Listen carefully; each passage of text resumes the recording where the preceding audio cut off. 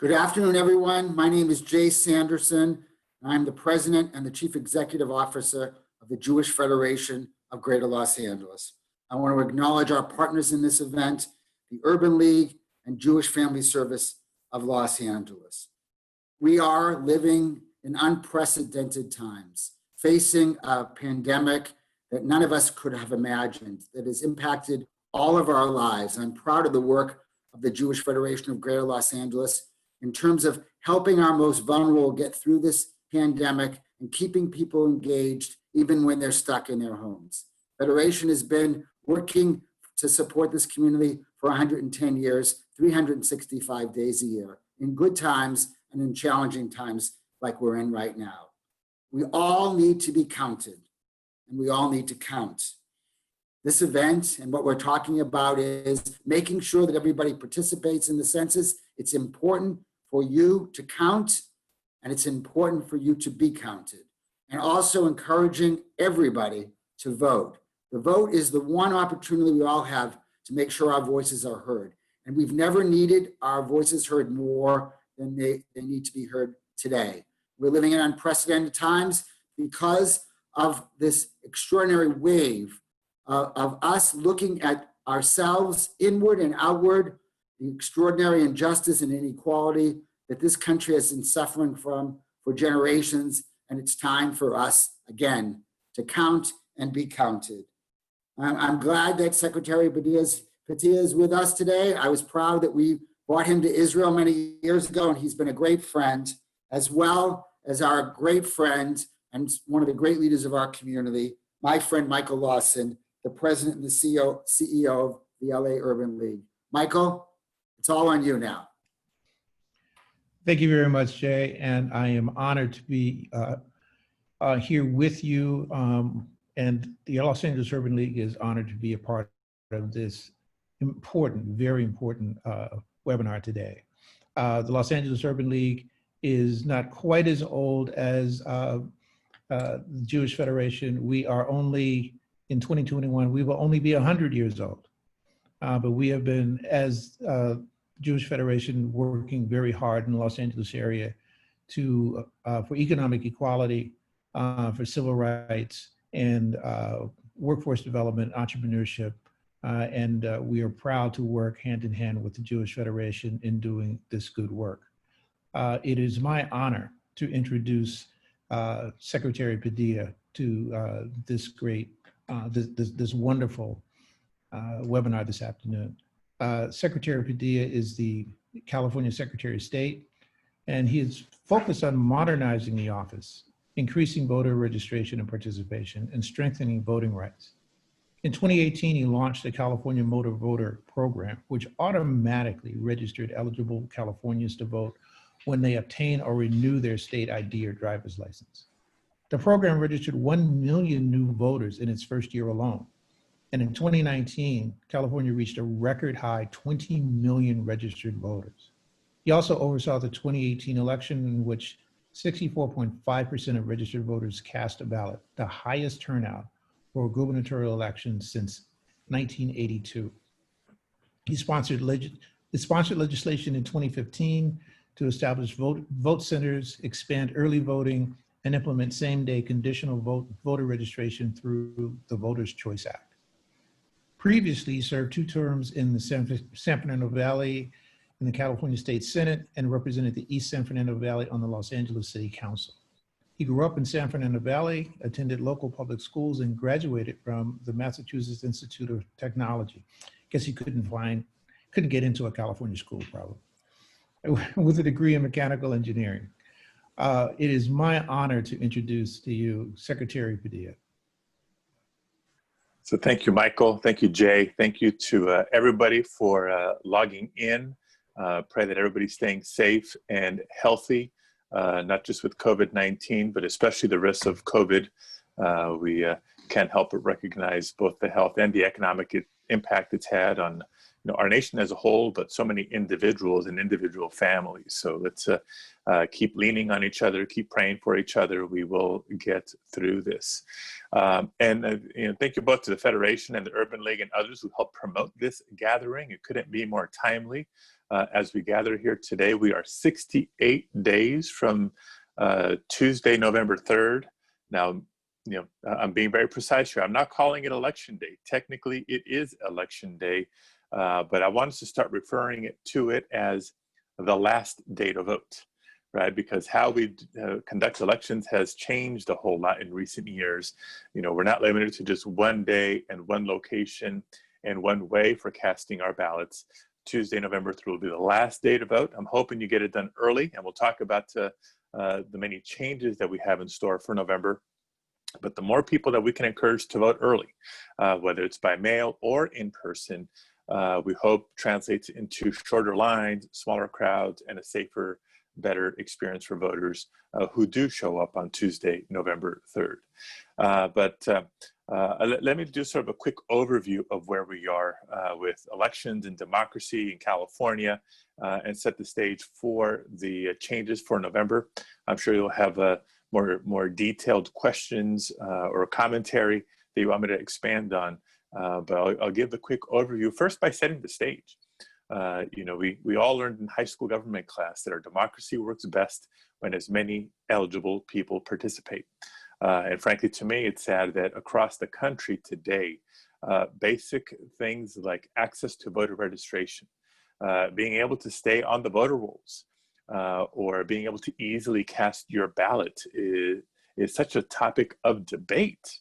When I ran for Secretary of State, it was to not only say no to the voter ID and the closing of polling places and some of the bad activity when it comes to elections that I see in other parts of the country, but we can say yes to a voting rights agenda in California and try to lead the nation by example. And so in recent years, yes, voter registration, first of all, continues to be at record highs. We're approaching 21 million voters on the rolls in California now because of automatic voter registration, online voter registration, same-day registration, pre-registration for 16 and 17-year-olds. California has also been moving in recent years to offer more options for how to cast your ballot, tremendous popularity in vote by mail. And we'll be talking about that significantly, but also actual in-person early voting, which is relatively new to California. And so, I say all of that because if we take our minds and our spirits back to January of this year, I know there was a lot of people excited that 2020 had finally arrived. Our nation's been through a lot last several years. We've been on an emotional roller coaster in many ways.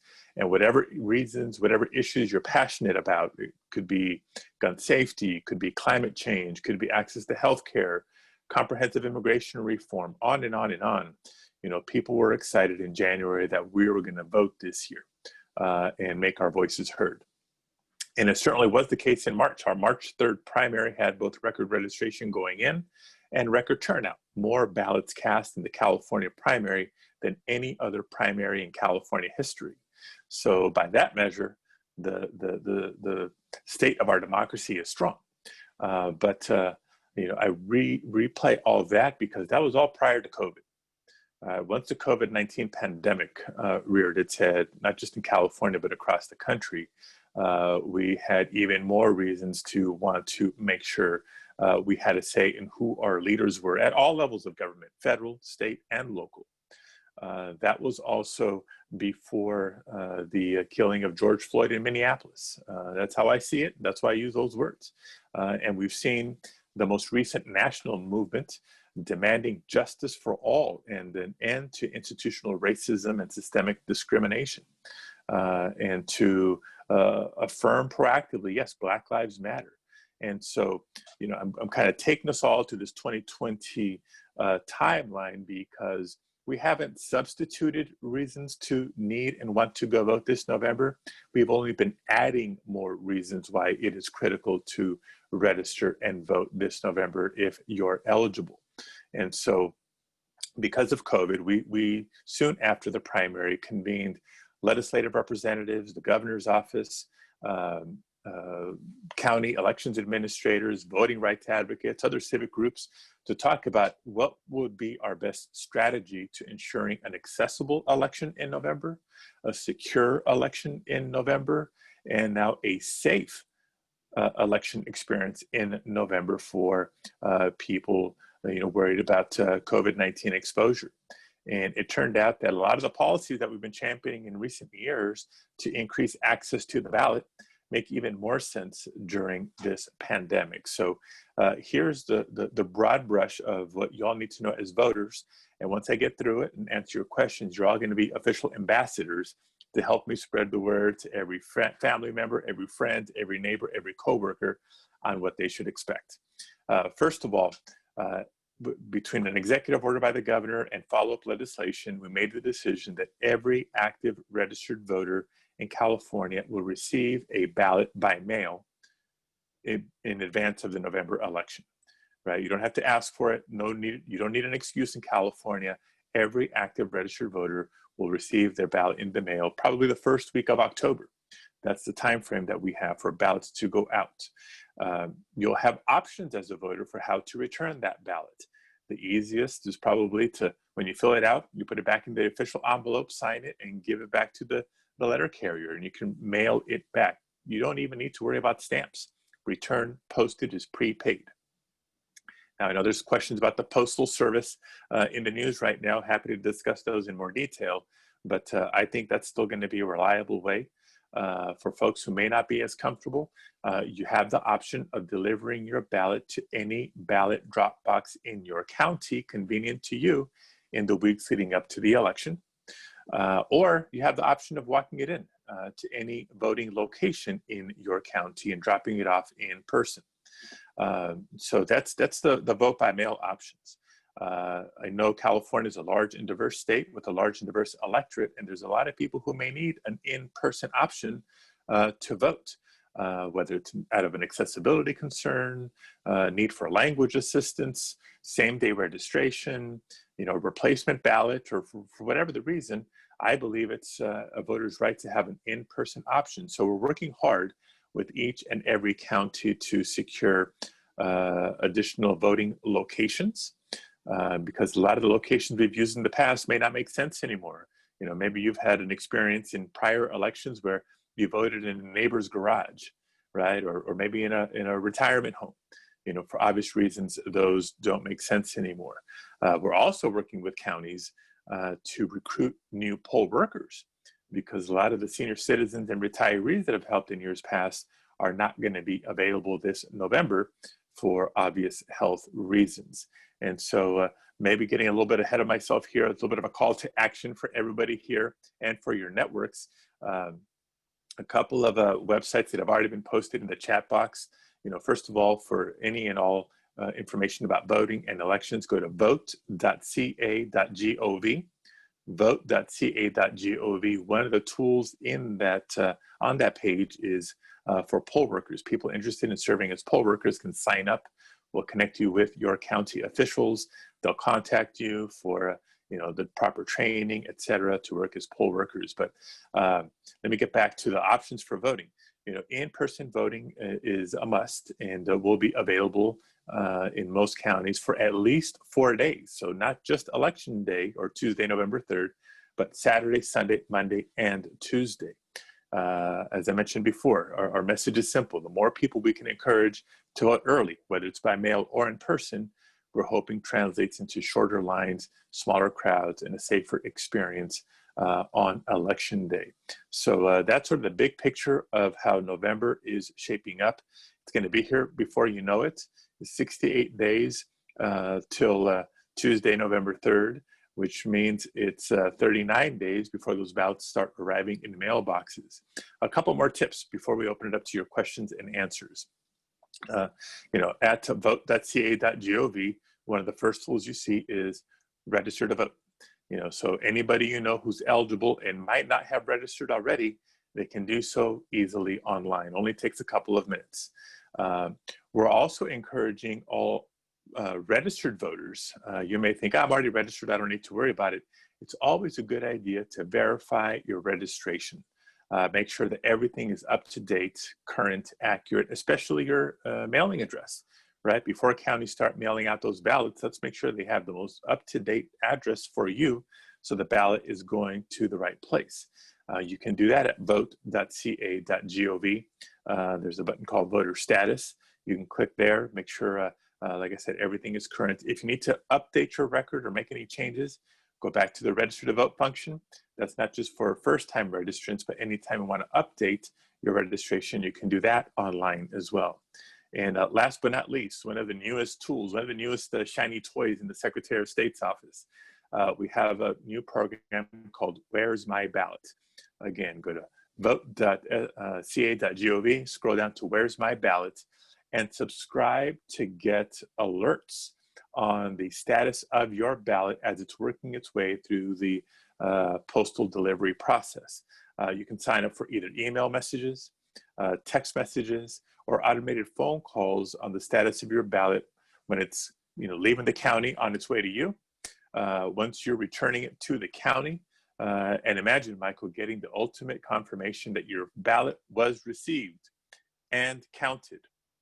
So it's great for transparency, great for accountability. It'll let us identify any bottlenecks or delays in the Postal Service, but ultimately, most importantly, it's great for peace of mind and confidence in the vote by mail process, because sadly, that too has come under attack. Vote by mail is nothing new for California.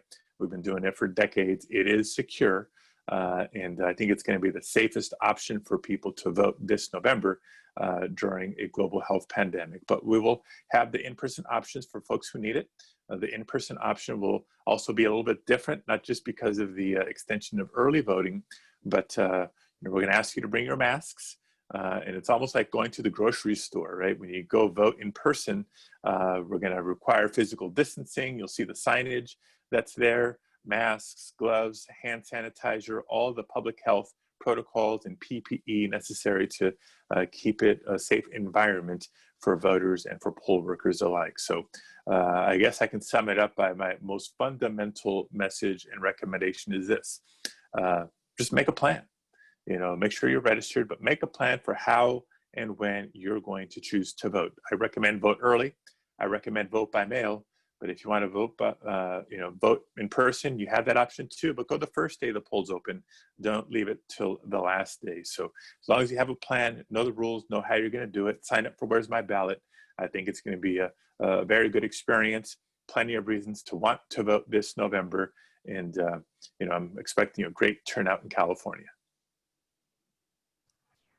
Thank you very much, Secretary. That is amazing. A lot of information that I did not know about. The Where's My Ballot initiative is very, very forward-thinking and addresses a lot of concerns that I know I and other people were having about the vote by mail.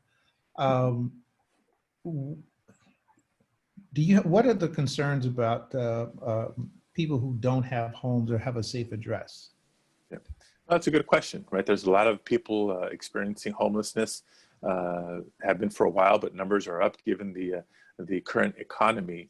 So people should know, to register to vote in California, while most people do have a traditional address, it's not required.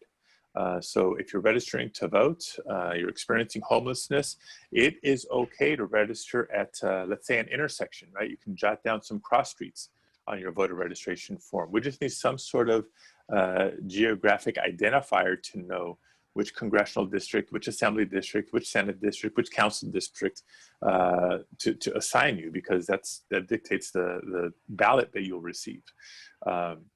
Some people, and the other thing I want to call out is that there's two different addresses on the form. The first is, your residence. Where do you consider it that you live? That's where you're registered. You have a separate place for a mailing address. A lot of people are registered in one location, but they get their mail, including their ballots, elsewhere.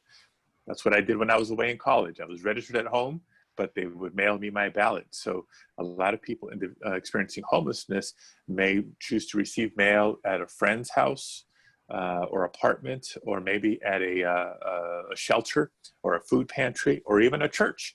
So you can encourage people to maybe jot down the description of their location, but then receive mail somewhere else. And it's also one of the reasons why we have same-day registration for people who have moved. You can still show up on election day or during the early voting period, update your registration, and still cast your ballot regardless of your living situation at the time. That is excellent. That is excellent. And very important information. The recent controversy with respect to the U.S. Postal Service, are you comfortable that the processes that you have put in place won't be undone in some way, shape, or form by what is going on with the U.S. Postal Service? Yep. So I think I've been telling folks, including a lot of media interviews, am I concerned? Yes. Am I panicking? No. And here's why. Again, vote by mail is nothing new in California. And for many, many years now, every election cycle, maybe not the Postmaster General, but at least the regional and local leadership of the Postal Service, in state facilities, we have a pretty darn good and close working relationship. So we started meeting regularly, my office and theirs, starting back to late last year, constantly thinking ahead, constant planning, constant anticipation of problems or issues, and troubleshooting. So that's going to continue to serve us well between now and November. A couple of the policies that make California pretty resilient. Number one, our ballots go out early. I mentioned that voters should expect to start receiving their ballots 29 days before the election, right? That's a month.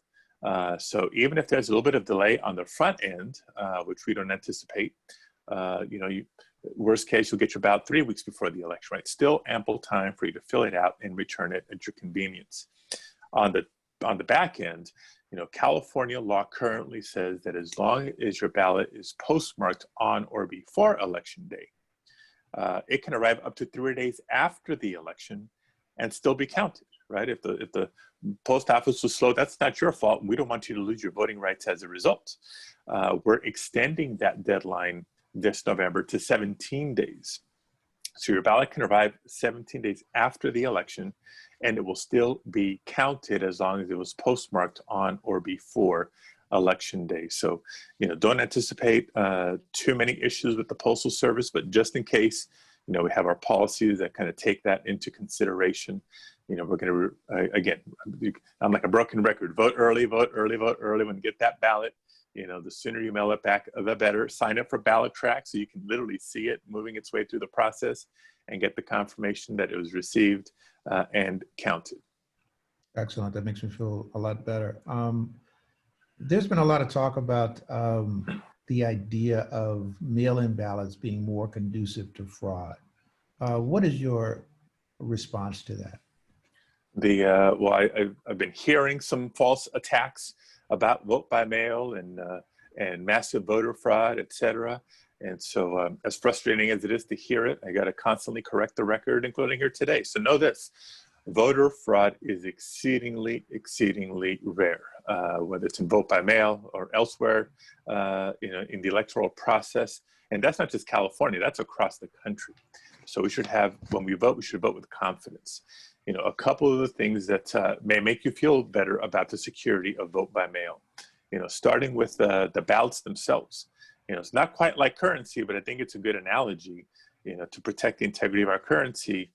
You can't just print out cash at home, right? It's specific paper types, and there's other distinguishing features. Same with ballots. Every county, every election selects specific paper types that we don't publicize, watermarks, other distinguishing features. So if somebody was trying to rig the system by printing out fake ballots and flooding the system, that would be detected immediately, right? And those ballots would not be counted. The envelopes, right? When we return your vote by mail ballot, you're supposed to use the designated envelope that comes with your materials. And each one of those envelopes has a unique barcode identifying the voter. So that we match the ballot with that individual voter for record keeping, to make sure people aren't double voting or things like that, either double voting by mail or once by mail, once in person, et cetera. And then, as I mentioned earlier, when you get your ballot in the mail, fill it out and put it back in the official envelope, seal it, and then sign the back of the envelope. That's important. The first thing that county officials do when they receive your ballot is compare the signature on the envelope with your signature on file as part of your voter registration record, as another security check. If you forgot to sign the envelope or the signatures don't match, the county is going to attempt to contact you. They're required to attempt to contact every voter to try to correct any signature issues. If you just forgot, you can rectify that so that your vote can be counted. If the signatures don't match, and it was you, that's okay. Some of our signatures change over time. We may need to update your signature on file. Or if it wasn't you, then obviously, we want to look into what's going on here and not count any ballots that shouldn't be counted. So a lot more protections than just that, but those are some of the key ones that make people feel a little bit better about vote by mail, plus the added transparency of where's my ballot. Thank you very much. This is very informative, very informative. To switch gears for a little bit, you have the additional responsibility of ensuring a safe and fair election, but you're also charged with helping to run the census, which is currently underway. And in fact, the date of the final count has been moved up to the end of September. Can you please spend a few minutes discussing why it's so important to participate in the census at this date? So, absolutely. And at the risk of telling folks who are already census ambassadors too, I'll give the top line and then what we all need to do. Right, the census, first of all, it's a constitutional mandate. It is written into the United States Constitution that every 10 years there shall be a national population count. Now, those words are important because there are some people who would argue or suggest that, oh, no, we should only be counting adults, or we should only be counting citizens, or we should only be counting voters. No. The Constitution is clear. It is a national population counting to count every person living in the country. Why is it important? Because it's the census statistics, the census figures, the population counts by state that determine, number one, our level of representation in Congress, right? California's current delegation size is 53 members of the House plus our 2 U.S. senators. Why 53? Well, that's our ratio of the national population based on the last census. So if there's an undercount, or literally our voice in Congress is jeopardized. That's number one. Number two, funding. All the sources of federal funding that you can think of for education and housing and healthcare, infrastructure, safety, and more that's distributed on a per capita basis, they use the census figures to determine each state's and each community's share of that funding. To take it one step further, there's also electoral college votes on the line. How many electoral college votes for California depends on our share of the population. And it's also very difficult to draw fair districts, right? The next redistricting for congressional, for legislative seats, hard to draw a fair district if we don't have good population data. So tons of reasons why it is important.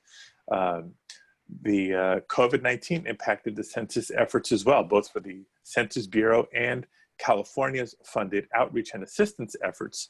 And so the good news is the deadlines to respond had been pushed back to the end of October. But the administration recently announced that they were going to accelerate the time frame, cut off the field outreach activity by a month, and the new deadline is end of September, not end of October, for people to respond to the census. How's California doing so far? We're doing okay. The response rate, last I checked, was a little bit above 65% of households that have responded to the census. That's a little bit ahead of the national average, but that's a far cry from where we were 10 years ago. So a lot of households that still have not responded, people who still have not been counted, and time is running out. So it's important. Now it's critically urgent. So please help me spread the word. If I can ask one of our friends to put in the chat box, my2020census.gov is where to go for information. You can fill it out online. That's what we did at our house. Super easy, it takes about 10 minutes. Or you can wait for that paper form in the mail, or you can do it by phone. Go to my2020census.gov and it has all the phone numbers and all the languages that people can respond in. That is very helpful, very helpful. One more question on the census. Historically, people of color, people experiencing homelessness or poverty have been less likely to be counted. Are there any special efforts that you're implementing to ensure that they will be included and counted? Oh, of course. I mean, knowing the stakes of the census, California, thanks to Governor Newsom and the legislature, have invested more than $180 million in census outreach and assistance. There's actually an official category, an official designation in census talk called hard to count, which populations are harder to count historically than others. It is communities of color. It's lower income communities and families. It's young people, right? 10 years ago, the largest undercounted population was children under 5. It also includes immigrants and immigrant communities. And if you look at those profiles, that's a whole lot of California and a whole lot of Los Angeles County. More than 70% of people in California meet some sort of hard to count criteria. So knowing the stakes, again, the state invested a lot in census outreach and assistance with particular efforts, in multiple languages at each and every one of those hard to count communities. There's a specific efforts trying to communicate to maybe a homeless population, to immigrant families, multiple languages, I've already mentioned that, LGBTQ individuals that have historically been a little bit harder to count for different reasons. So we're trying to cover all the bases and communicate to as many Californians as we can in as many ways as we can. One last question, hopefully you can do it quickly. In this era of rampant misinformation on social media, what should voters look out for? Great question. Appreciate it. Love it, love it, love it. So one of the other initiatives that we have in the Secretary of State's office, having learned from the last presidential election 4 years ago, is to try to educate voters about where they should turn to for official, reliable, trustworthy information. Surprise, surprise, it's your county elections office or the Secretary of State. Questions about how to register, how to vote, when election day is, what's on the ballot, all those things. Trust an official source, not just anything you come across on Facebook or Twitter or any other social media platform. We have more information on that too at vote.ca.gov. Go to the cybersecurity link on there. Describes our Vote Sure initiative. We'll be advertising once again this year on those very platforms with reminders of where people should be looking for good information. We also have a portal. If you see something suspicious online, share that with us. You can email our office directly, and we'll work with the social media platforms to review any erroneous information. We have a pretty good working relationship with them and track record of getting very misleading posts and tweets and whatnot taken down pretty quickly. Thank you very much. This has been very informative. I think we have a number of questions that we'll post it on the website. I'm going to turn it over to Lisa Feinstein. Hi everyone. Thank you so much, Michael, for those questions. I'm Elisa Finson. I oversee the Community Engagement Department here at the Jewish Federation. Thank you so much, Secretary. We have so many questions from the audience. I'm going to try to group them for you because I know you have about 10 more minutes. We have several questions. I know you spoke about this, but we have several questions about the signature. Can you talk a little, just really quickly again, people are concerned that they sign their name, I do this too, different ways sometimes, sort of depending on how quickly they're doing. And they want to make sure that their signature is going to match the way you described. Can you talk a little bit about what the scenario will be for that? Right. So again, I think if there's any issues with your signature, the county is required to try to contact you to fix it. And that was the case back in March too. So if you voted by mail, and the county reached out to you, hopefully you returned the call. If they did not reach out to you, then that means things were fine. Actually, one of the other tools that vote.ca.gov, when you go to verify your registration status, it calls up your voter registration record. And towards the bottom of that profile, you can see for the last few elections, if you voted by mail or if you had to vote provisionally, whether or not your ballot was received and counted. And if it wasn't, why not? So if it says not counted signature, then you know that that's something that you need to address right away. But again, if you've been voting by mail in the past and it hasn't been an issue, I think you're going to be okay. Great. And you talked a lot about early voting and that people in California will receive their ballot early. Will mail-in ballots be counted as they arrive, or will they be held until November 3rd? And we have several questions on, in your opinion, how long will it take until the winners are announced? We obviously here in LA County have local, state, and federal elections that we're looking at and voting on. And so people are just really curious on what the time frame is going to be. Right, right. So first, the first part of the question. So by law, no, we don't allow any ballot counting to commence until 8 o'clock on election night when the polls close. But what we are doing is allowing counties to start preparing earlier, right? They can start that signature verification process. All the envelopes that check out, the ballots are removed and they begin to get sorted and prepared to be run through the scanners so that they're just much more ahead of the game come 8:01 on election night. And we hope that helps accelerate not just some preliminary results on election night, but in the days that follow. Now, how long is it going to wait? How long is it going to take to get final results? California, we're notorious for this. I think at the end of the day, we have a decent sense on how most contests are going to play out on election night. But for close contests and certainly for final results, it does take a few weeks. State law gives counties a month to finish processing ballots, counting the votes, auditing the ballots before they certify results. So that's not a delay. That's not something wrong. That's just the normal process running its course. We have a pretty good idea on election night, but for final numbers and the outcome of close contests, it's going to take a while. And I think for good reason, right? We want those signature verification checks to protect the integrity of the election. We want to afford the extra time for ballots to arrive so that if a voter mailed it in with plenty of time, but the post office is the one that caused the delay, we don't want that to compromise somebody's right to vote and their voice to be heard in the process. So, in previous elections, we would know come Thursday, Friday, how many more ballots were in hand but had yet to be counted. We may not know that for a little bit longer now because if there's delays in the postal service. But again, nothing new in California. I think we're prepared to be patient.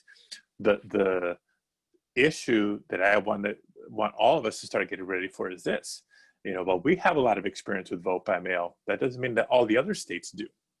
Right? There's a lot of other states that are just now ramping up vote by mail significantly for the first time. States like Michigan, Pennsylvania, Arizona, and Ohio, and Florida.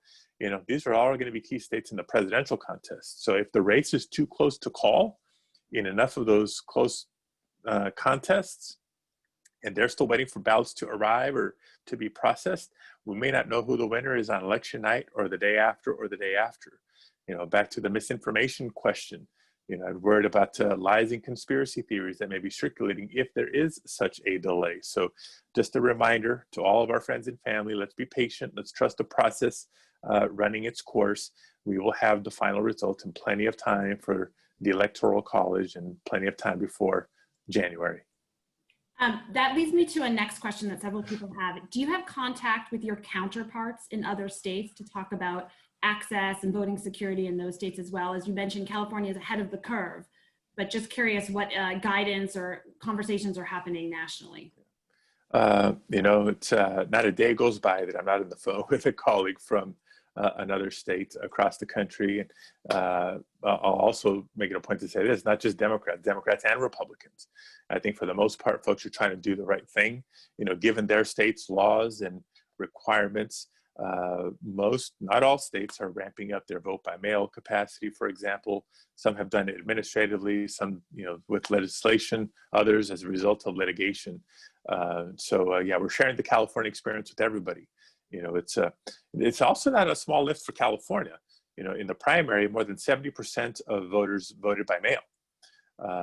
But that last 30%, when you talk about the size of California, we're talking, more than 5.5 million voters. So for us to ramp up to include everybody is still a big lift.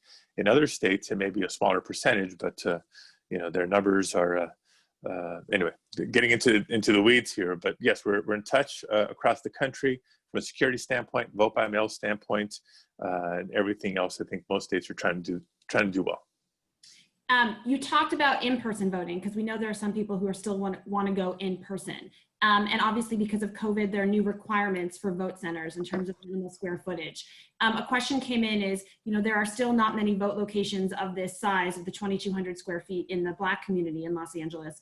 What will you do to ensure that there are a good number of vote centers in all Black communities where people may not have transportation or are on buses? Can you answer that? Sure. So again, the good news is it's not a singular way of being able to vote. We have multiple options for how to vote. And I would still, even for people who may not have voted by mail in the past, or for newly registered voters who are still trying to figure out how to do this, vote by mail is probably the most convenient and safest way to vote given COVID. But for people who want to vote in person, we're not limiting it to one day. Voting over the course of 4 days, and any voter can go anywhere in the county convenient to them. So for folks who are still working, maybe it's more convenient to vote closer to work than it is closer to home. Or maybe if you don't have a vote center around the corner from home, there's probably one not too far from the grocery store, or somewhere where you're out and about doing things maybe near the church over the course of those 4 days leading up to Election Day.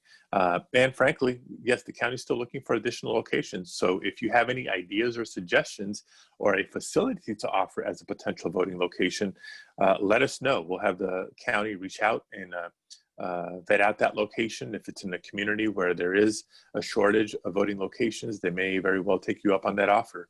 And for folks who think COVID may be a reason to hesitate to make that kind of an offer, unlike other elections, this time we're making sure that we provide the resources to sanitize on the way in, keep everything sterile during the course of voting, and sanitize on the way out. That actually may be a little incentive for offices and business owners and anybody else who may be willing to offer a space. That's great. I know we only have you for a few more minutes, so I was hoping, because some people might have joined us a little bit late. That's all right. Just talk quickly again about the earliest time people can go and vote in person, and remind people how to find out where ballot drop boxes are and what happens if you want to vote by mail. And we'll put those websites again in the chat for everyone. Right. So vote.ca.gov. For most voters, the starting line to look out for is 29 days before the election. That's the deadline by which counties have to mail out ballots to all active registered voters. 29 days before the election is also the first day that anybody who's that motivated can go in person to the county elections office and vote early in person. Different counties are going to have different schedules for early voting, but for Los Angeles County, there's going to be at least 4 days of voting. So think Saturday, Sunday, Monday, and then Tuesday, November 3rd. Closer to the election, when you get your voter information guide, your sample ballot, all those materials, that will list like they did in the primary. I think they're going to send out the directory of all the locations in the county. At a minimum, they'll be sending us the voting locations nearest to you where you live. You'll be able to look it up online as well. For LA County, it's lavote.net, the pretty easy to follow website. Wonderful. Thank you. I just have one final question. Do you have your voting plan? Yes, and as much as I love voting in person, and I tweet about it and post on Facebook every election, I think we're going to do the vote by mail thing this year. So we'll have to take the selfies at home with the kids and make sure we share with all of our friends. Well, thank you. I want to thank Secretary Padilla. I know that you are pulled in multiple directions, especially this week. So we're going to let you go. And I just want to close by thanking everyone from the Los Angeles Urban League and Jewish Family Service in Los Angeles for this partnership. The Federation is actively engaged in educating the community and promoting participation in the census, as you heard, working with community partners of all faiths and backgrounds in the region, and convening forums like today's session for the whole community on these issues. Even in this time of physical isolation, we are working hard together to ensure that every person's voice is heard in our democracy. Thank you again, and everyone remember to vote. And stay safe. Stay safe. Thank you.